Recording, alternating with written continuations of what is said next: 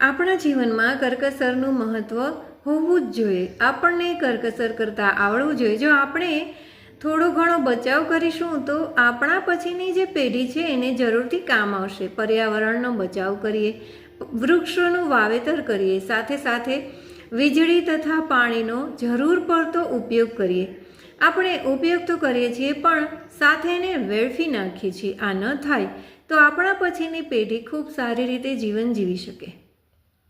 એક વખત સ્વામીશ્રી જ્યારે મંદિરે દર્શન કરવા ગયા ત્યારે સ્વામી ગાંધીનગર હતા અને લિફ્ટમાં લાઇટ ચાલુ હતી. ત્યારે સ્વામીએ કહ્યું કે આ લાઇટ અત્યારે કેમ ચાલુ છે? ત્યારે કોઈ સંતે જવાબ આપ્યો કે આપ આવવાના હતા એની થોડી જ ક્ષણો પહેલાં લાઇટ ચાલુ કરી હતી. ત્યારે તરત જ સ્વામીએ કહ્યું કે જેવું કામ પૂરું થઈને તરત જ લાઇટ બંધ કરીએ.